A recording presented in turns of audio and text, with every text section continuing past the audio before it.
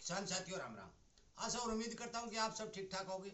साथियों, कल दोपहर को मैंने आपको बताया था कि गुलाबी सुंडी और सफ़ेद मक्खी का परमानेंट इलाज जिस स्प्रे से किया जा सकता है वो स्प्रे बनाने का प्रॉपर तरीका मैं आज आपको बताने जा रहा हूँ। साथियों, मेरे पास जो सामान मैंने आज लिया है वो सामान आप ध्यानपूर्वक देख लें और आप भी उस सामान की उचित व्यवस्था करके अपने खेत के अंदर स्प्रे बना करके स्प्रे करें ताकि आपके खेत में गुलाबी सुंडी और सफ़ेद मक्खी को कंट्रोल किया जा सके।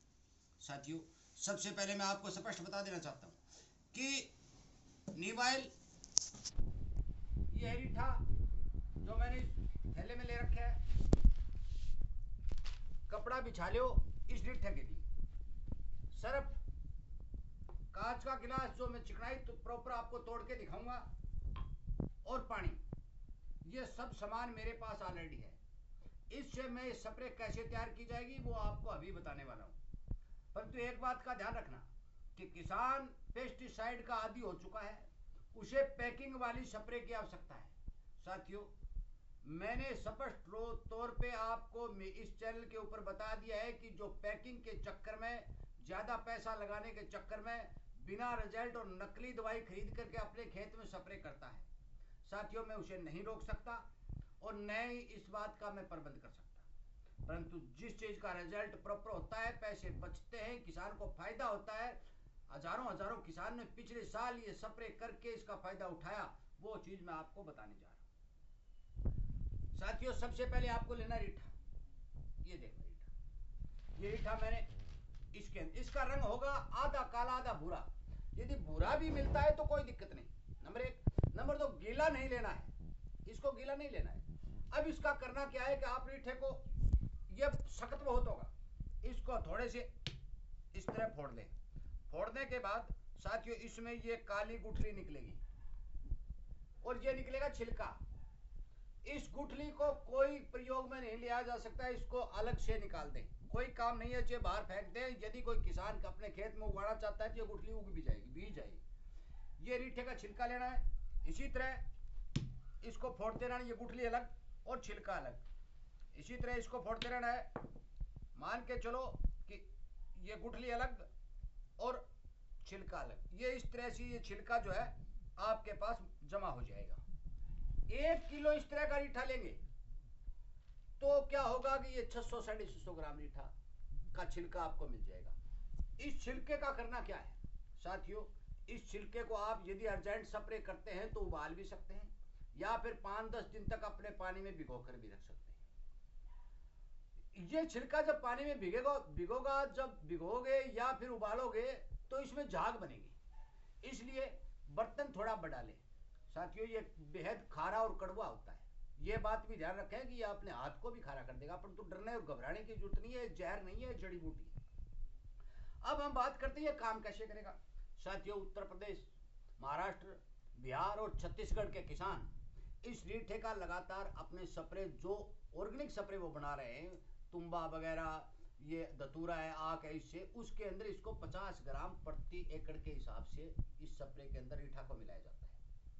साथियों, रीठा का सबसे महत्वपूर्ण काम क्या होता है, ये खुद व खुद इसका जो अर्क है वो पौधे के अंदर प्रवेश करता है और पौधे के रस को खारा बना देता है।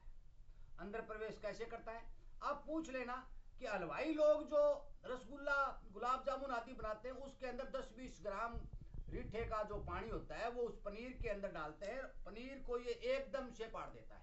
इसका मतलब है कि किसी भी चीज के साथ इसका प्रयोग करेंगे तो ये चाहे कोई दवा के साथ प्रयोग कर ले या किसी के साथ करो, ये अपने रस को पौधे के अंदर घुसेड़ देगा, जिससे पौधे का रस जो है वो प्रभावित हो जाएगा और प्रभावित होने से हानिकारक कीट उस रस को नहीं खाएंगे, पौधा सुरक्षित रहेगा। गुलाबी सुंडी की फिड़की जब भी आपके खेत में आके पहुंचेगी तो क्या होगा कि इसकी बुदबू भी आएगी, इसका अर्क जो है वो खारा महसूस होगा, वो अपने खेत से बाहर चली जाएगी। इसलिए इस रीठे को मैंने आपको बताया कि 1 किलो ये रीठा लेकर के इसका छिलका जो 650 ग्राम है वो प्रति एकड़ या प्रति बीघा के हिसाब से प्रयोग करना है स्प्रे के रूप। नंबर 1। नंबर 2, हम लेते हैं तेल, जो नीम तेल है। साथियों, आमतौर पर आप पेस्टिसाइड वालों से नीम का तेल लेते हैं, 1000 ppm, 15 ppm, 2000 ppm, मैं नहीं जानता, ना ही मैं उसको महत्व देता। ये पंसारी का ओरिजिनल तेल है जो कि मिल से मंगाया गया है और नीम का तेल है। इसका करना क्या है, इसकी डोज में बताना चाहूँ। ये 250 ग्राम प्रति एकड़ के हिसाब से पड़ेगा, चाहे 250 ग्राम एकड़ हो या बीघा हो। साथियों सबसे पहले आपको थोड़ा नीम ऑयल में डालता हूँ, ये डाल दिया, दिखाई दे रहा है। अब मैं इसके अंदर पानी मिला रहा हूं साथियों, ये पानी मिल गया। अब देखिए साथियों, ये पानी जो तेल है जो पानी के ऊपर तैर रहा है, किसी भी प्रकार आप देख सकते हैं कि ये इसके अंदर नहीं घुला है। तो ये घुलेगा नहीं तो हम स्प्रे कैसे करेंगे, परंतु इसकी चिकनाई तोड़ने के लिए, इसको एक्टिवेट बनाने के लिए और रीठा इसको पौधे के अर्क में पहुंचा दे, इसके लिए हम क्या करें। मेरे पास जो मैंने आपको बताया कि मैंने सर्फ ले रखी है, सर्फ लीजिए, इसकी कोई मात्रा नहीं, 1 चम्मच 2 चम्मच 3 चम्मच पाइयो 50 ग्राम 200 ग्राम जो मर्जी आप मिला सकते हैं। सर्फ लीजिए और इसके अंदर डाल दीजिए, ये सर्फ डाल दी साथियों। सर्फ डालने के बाद मैं इसको अभी ये आपको स्पष्ट तौर पर सफेद दिखाई दे रहा है, बिल्कुल देख लो, परंतु इसको मैं मिलाना शुरू करता हूं।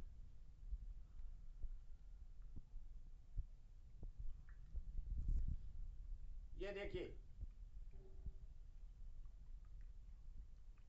अच्छी तरह से मिलाइए। ये आपका क्रीम कलर का टॉपिक दवा बन गया, ये देख लीजिए, बिल्कुल चिकनाई टूट चुकी है। और ये अर्क जो है नीम ऑयल का अर्क है साथियों। सर्फ जो होती है वो भी तो हानिकारक कीड़ों को प्रभावित करती है, पर तो ये नीम ऑयल को के साथ मिला दी जाए तो उसकी पावर भी डबल हो जाती है। और ये देख ले सफेद बन गया बिल्कुल। इस तरह से अपने नीम ऑयल पंसारी से खरीद करके सर्फ की सहायता से इसकी चिकनाई तोड़ ले। रीठा इसमें मिक्स होगा, नीम ऑयल इसके अंदर मिक्स होगा, तो रीठा कारक और नीम ऑयल कारक पौधे के ऊपर पड़ेगा तो पौधे को न्यूट्रिएंट प्राप्त होंगे, उसको ताकत मिलेगी और उसकी पूर्ण रूप से रोगों से रक्षा होगी। अब बात करते हैं तुम्बा की। साथियों तुम्बा के बारे में तो आपको बताने की जरूरत नहीं है, क्योंकि तुम्बा अपने खेतों में होता है और उसको काटिए, उबालिए और अर्क निकाल लीजिए। यदि कोई खेतों से नहीं लाना चाहता तो आप पंसारी से आधा किलो पाउडर लीजिए, उसको उबाल लीजिए, उबालने के बाद उसका अर्क निकालिए। साथियों में इसी तरह की जानकारी इस चैनल पर किसान को सावधान करने के लिए, किसान का खर्चा बचाने के लिए और किसान को सचेत करने के लिए लगातार अपलोड कर रहा हूँ। और मैं आपसे विनती करता हूँ कि जो किसान भाई मेरे द्वारा दी गई जानकारी पाने के इच्छुक है वो इस चैनल को सब्सक्राइब करके इसके सामने वाली घंटी का बटन दबा ले, ताकि आपको समय पर इस तरह के वीडियो मिलते रहें। अपने दोस्तों तक शेयर भी करें, क्योंकि उन्हें भी इन बात का पता होना चाहिए कि नीम ऑयल की चिकनाई कैसे तोड़ी जाती है। हर एक आदमी नहीं तोड़ सकता, अब मैंने आपको प्रॉपर दिखाया, आप घर पर भी देख लेना। पर नीम ऑयल होना पंसारी वाला चाहिए, क्योंकि रिजल्ट पंसारी वाले का है।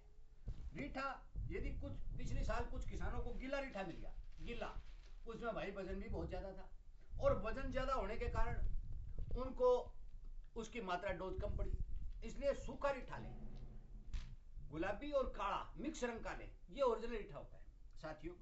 अब मैं इसके भाव बताना चाहता हूँ। पिछले साल ये रीठा 80 रुपए किलो के हिसाब से किसानों को उपलब्ध कराया गया, 220 और 240 के रूप में रुपए किलो के हिसाब से ये जो है नीम ऑयल किसानों को उपलब्ध कराया गया। साथियों सफेद मक्खी के लिए 100% रामबाण दवा है, यदि आप इसकी स्प्रे करेंगे तो गुलाबी सुंडी को लगभग कंट्रोल कर देगी। यदि आपके खेत के अंदर ज्यादा से बहुत ही ज्यादा प्रकोप हो चुका है तो आप इसी अर्क के अंदर प्रोक्लेम जो इमामेक्सिन बेंजोएट के रूप में आती है वो मिक्स करके स्प्रे कर दीजिए। मेरी गारंटी है कि आपके खेत की गुलाबी सुंडी आपके खेत में नुकसान पहुंचाने के काबिल ही नहीं रहेगी। साथियों मैं आपको बता देना चाहता हूं कि जो दवा आप लेंगे, मैं बता रहा हूं कि ज्यादा प्रकोप होने के बाद में, थोड़े प्रकोप में नहीं लेना है, ज्यादा प्रकोप में होने के बाद में दवा लेंगे, वो दवा उस दवा को ये रीठा जो है अंदर तक उछेड़ देगा, पौधे के अंदर तक जाकर एक्टिव कर देगा, और एक्टिव कर देगा तो आपकी दवा का रिजल्ट भी डबल आएगा। साथियों इस वीडियो को ज्यादा से ज्यादा शेयर करें, हर किसान को ये बात बताएं, और मैं उम्मीद भी करता हूं कि मेरे द्वारा बताई गई जानकारी जो है वो आपको लगभग समझ में आ चुकी होगी, क्योंकि ये ज्यादा कोई पेचीदा वाली बात नहीं है। रीठे का छिलका मैंने आपको फोड़ के बताया, गुठली भी आपको अलग से दिखाई, नीम ऑयल की चिकनाई तोड़ने का तरीका जो बताया, और तुम्बा के बारे में तो आपको पता ही है कि तुम्बा का अरख निकालना कोई ज़्यादा बताने वाली बात नहीं है कि मैं काटूँ उसको चूल्हे पर टिकाऊँ और अरख दिखाऊँ, वो खास बात नहीं है, वो किसान कर भी सकता है। साथियों, वीडियो सुनने के लिए, लाइक और शेयर करने के लिए और चैनल के साथ जुड़ करके इन्हीं बातों का फायदा उठाने के लिए मैं आप सभी का धन्यवाद करते हुए इस वीडियो को विराम देता हूँ। उम्मीद करता हूँ कि आप जरूर मेरे द्वारा दी गई जानकारी हर किसान तक पहुँचाएंगे और गुलाबी सुंडी और सफ़ेद मक्खी को कंट्रोल करने के लिए हर किसान को इस बारे समझाएंगे ताकि उसका खेत भी बचे और उसके पैसे भी बचे। हरा तेला जो है इस स्प्रे से बहुत कम कंट्रोल होगा, क्योंकि छोटे हरे तेले को कंट्रोल करेगी, बड़ा हरे तेला इससे कंट्रोल नहीं होगा, क्योंकि बड़ा हरे तेला दूसरे खेतों से उड़ के आ जाता है। उसके लिए मैं एक अलग से वीडियो बना करके आपके पास अपलोड करके पहुंचा दूंगा ताकि आपका खर्चा भी बचे, आपको नुकसान भी नहीं हो। वीडियो सुनने और शेयर लाइक करने के लिए धन्यवाद करते हुए